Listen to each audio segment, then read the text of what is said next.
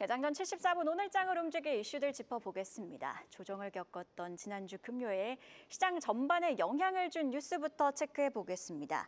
트럼프 미국 대통령 의약품 100% 관세 선언, 미국 반도체 기업의 생산량 1:1 의무 검토입니다. 지난주 금요일 양시장 2% 넘게 밀리면서 조정을 겪었죠. 보시듯이 코스피에서는 121개 종목이 오를 때 779개 종목이 밀리는 등 워낙 하락 종목이 많아 대응하기가 어려웠던 하루였습니다. 관세를 비롯해서 여러 가지 대내외 악재가 부각이 됐고 연휴를 앞두고 매물도 나왔죠. 이 중 다시 부각이 된 관세 우려 한 발 더 들어가 보겠습니다.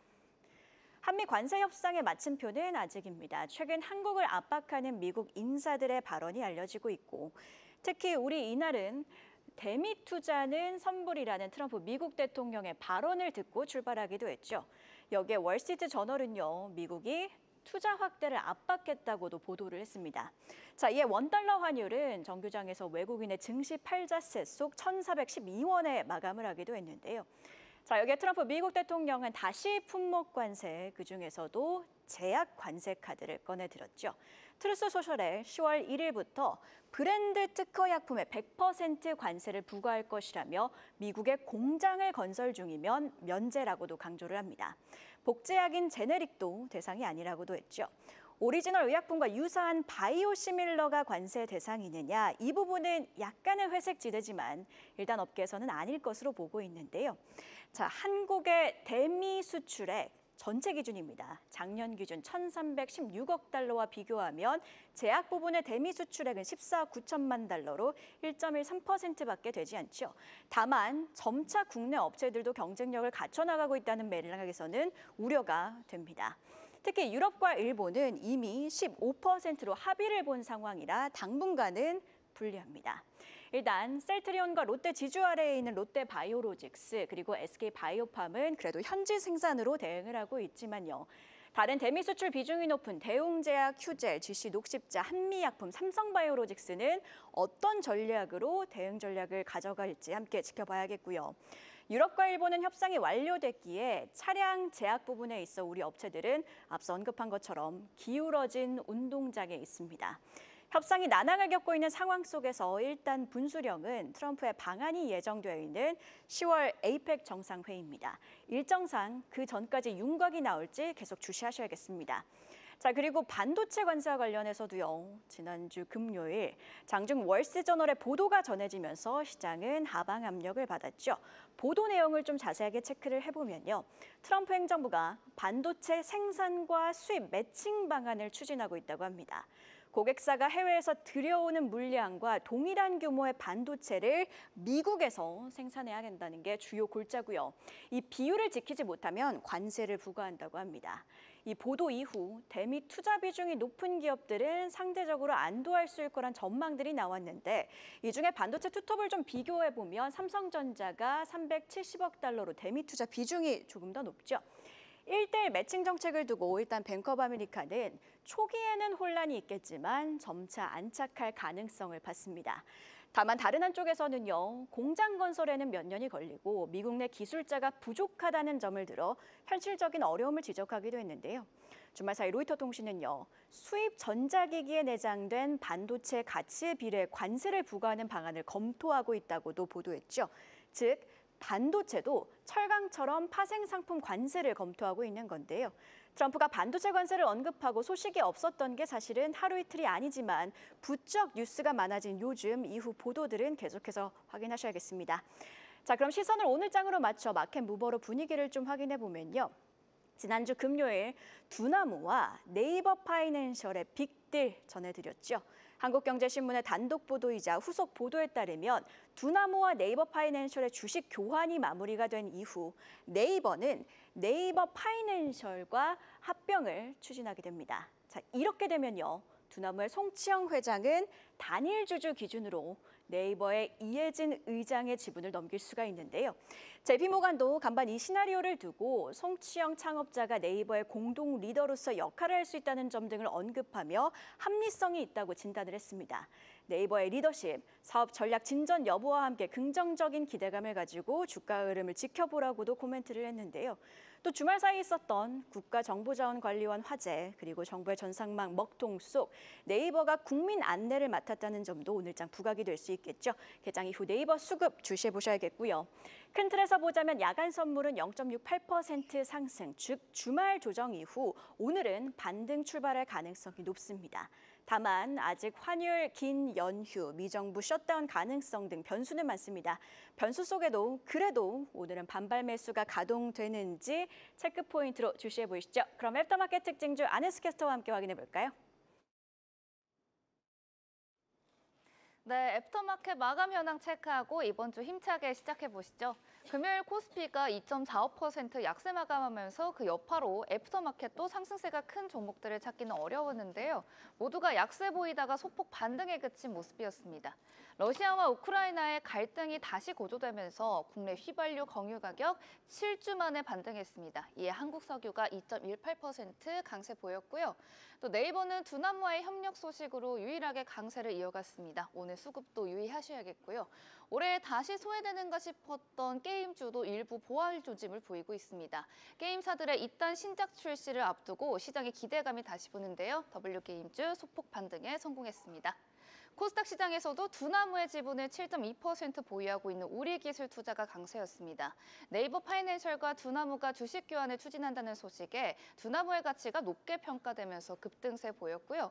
또 비만 치료제주 나이백 메인마켓에서 15% 상승한 데 이어서 추가로 3.39% 상승불 켜냈고요. 위치는 자회사 비욘다이가 디스플레이 기업을 인수하면서 LG전자의 가정용 전자제품을 공급하고 있는 만큼 LG전자로부터 안정적인 매출을 확보할 것이라는 기대감에 상승했고요. 한국석유와 같은 이유로 중앙에너베이스 역시 오름세 보이며 마감했습니다. 반대로 낙폭이 큰 종목들도 체크해봐야겠죠.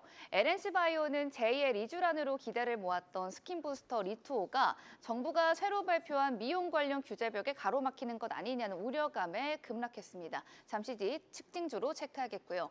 또 젠백스는 진행성 핵상마비 치료제 이상의 연장 임상 투약 완료 소식에 강세를 보였지만 애프터마켓에서는 차익 실현 매물 출회되면서 5.38% 약세로 마감했습니다. 오스코텍은 강보합에서 거래를 마쳤지만 하락세 보였고요. 쿠코문은 메인마켓에서 15% 급등 후에 저녁에 3.35% 하락했습니다. 삐아는 강보합에서 정규장을 끝냈지만 애프터마켓에선 약세 보였습니다. 네이버 파이낸셜과 업비트 운영사 두나무가 포괄적 주식 교환을 추진합니다. 업계에서는 두나무의 기업 가치가 최대 15조 원으로 네이버 파이낸셜의 3배 수준에 이를 수 있다는 전망까지 나오고 있는데요. 이 소식에 애프터마켓에서 우리기술투자가 6.54% 급등했습니다. 우리기술투자는 두나무의 초기 투자자로 두나무 가치가 높게 평가될수록 지분 가치가 재조명될 수 있기 때문인데요. 실제로 업계 관계자는 외형상 네이버 파이낸셜이 두나무를 품는 것처럼 보이지만 교환 비율이 두나무에 유리하면 실적적으로 두나무가 네이버 파이낸셜을 장악하는 결과가 될 수도 있다고 분석했습니다. 단순한 계열사 편입을 넘어서 블록체인과 핀테크 업계 전반의 판도 변화 기대감이 돌고 있는데 관련 종목들의 움직임도 이번 주에 체크를 해보셔야겠습니다. LNC바이오가 보유한 스킨부스터 리투오가 규제 리스크에 휘말리면서 주가가 급락했습니다. 복지부는 국민이 기증한 인체 조직이 치료나 재활에 아닌 단순한 미용 성형 시술에 쓰일 경우 기증 활성화에 부정적인 영향을 줄 수 있다면서 식약처와 협의해서 개선안을 마련하겠다고 밝혔는데요. 이에 시장은 리투오 판매 위축 가능성을 우려했습니다. 리투오는 인체 피부 조직 기반 스킨 부스터로 이미 거래처가 1,000곳을 넘을 정도로 수요가 급증한 제품인데요. 이완철 대표는 대부분의 조직을 해외에서 수급하고 있고 법적 절차는 철저히 지켜왔다며 우려를 일축했지만 이 규제 불확실성이 커진 상황에서 잘 나가던 LNC바이오의 투자 심리는 크게 위축된 모습입니다. 돌파구를 찾을 수 있을지 이어지는 분석에서 함께 하시죠. 지금까지 애프터마켓 스토리 전해드렸습니다.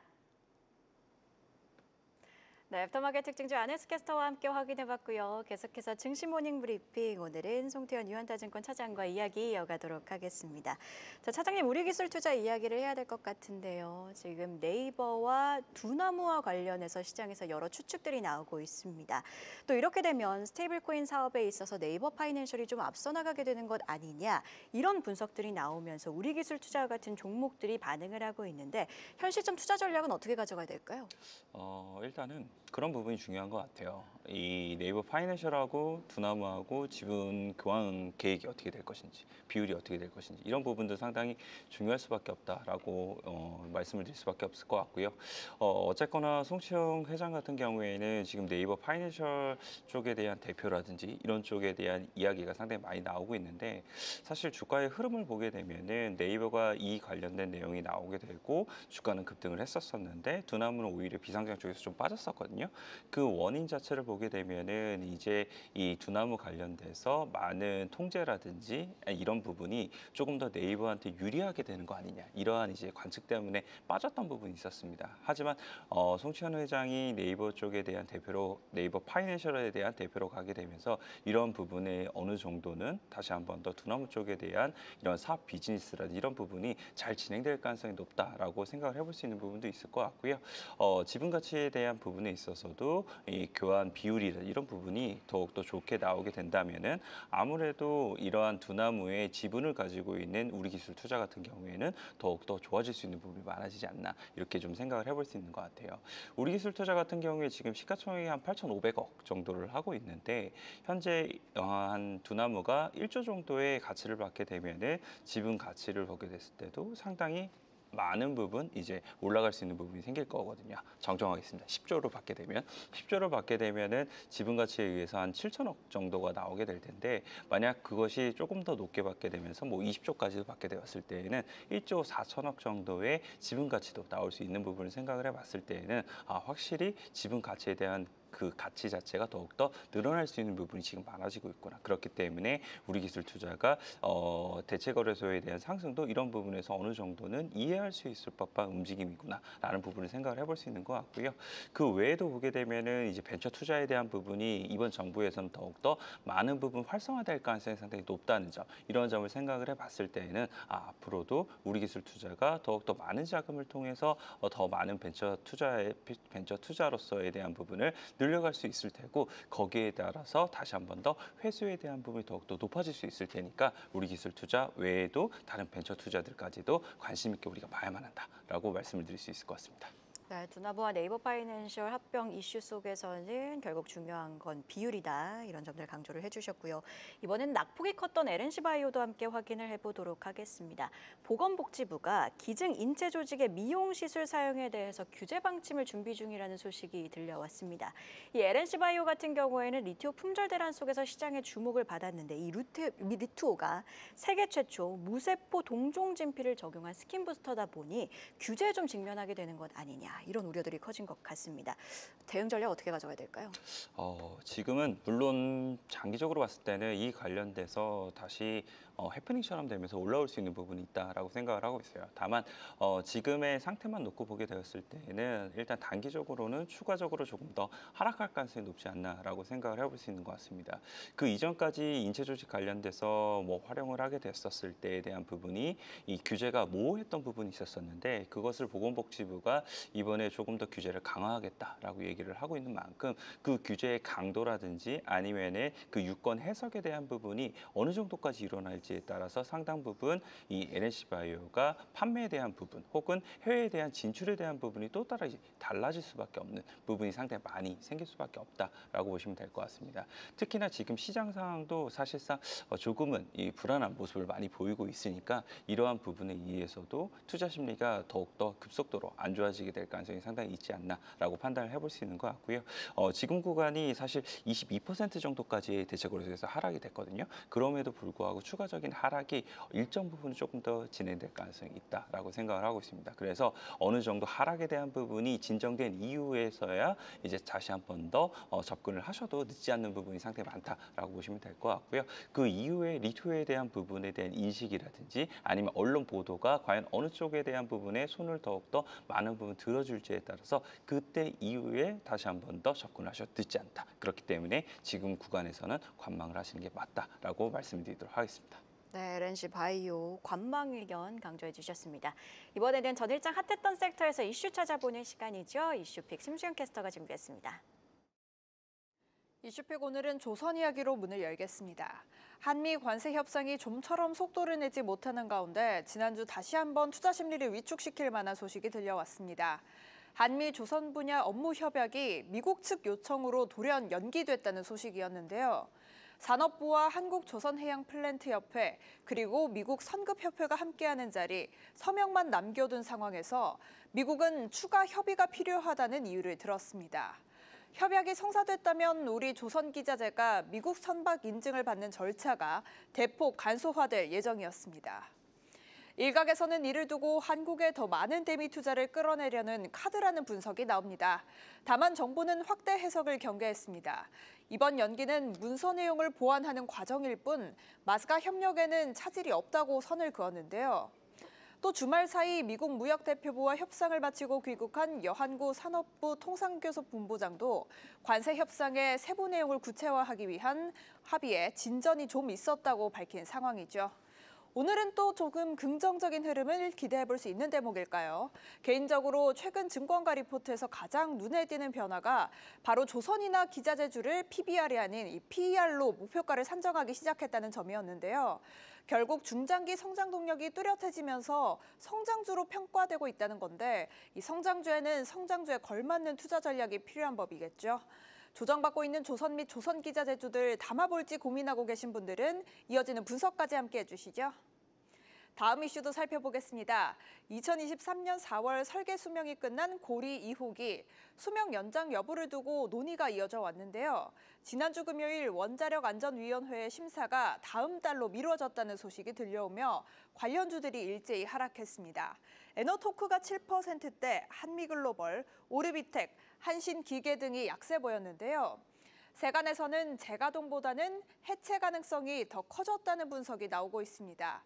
문제는 고리 2호기에 대한 해체 결정이 내려진다면 지난해 9월과 올해 8월 계속 운전 심사를 위해 멈춰선 고리 3호기와 4호기의 재가동도 장담할 수 없게 된다는 점인데요.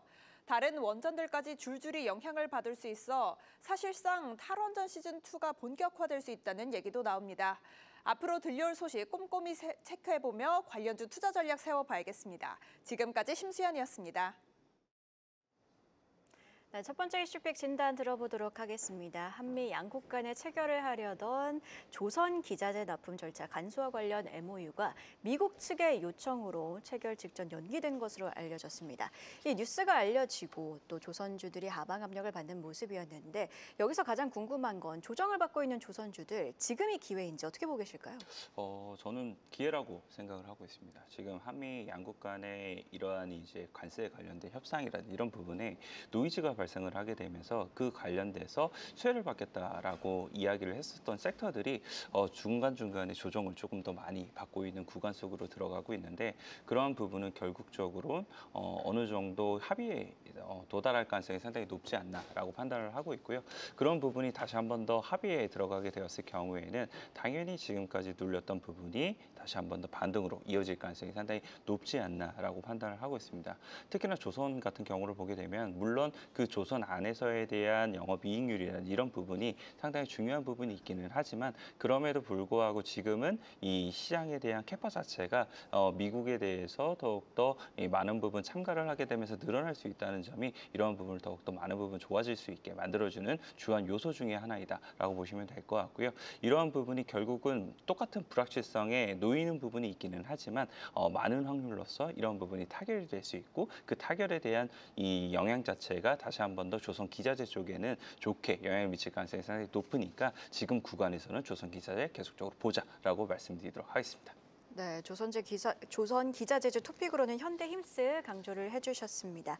자, 그리고 두 번째 이슈도 함께 확인을 해보도록 할 텐데요. 2년 5개월째 가동을 멈추고 있는 고리원전 2호기와 관련해서 계속 운전 승인이 한 차례 보류된 것으로 알려졌습니다. 두 가지 관점에서 좀 생각이 스치는데요. 첫 번째로는 전력 수급난에 대한 우려일 것 같고요. 두 번째로는 원전주와 전력 관련 기업들에게는 어떤 영향이 있는 뉴스인가요? 국내에 있는 정책의 방향성을 좀 보여준다고 생각을 하고 있어요.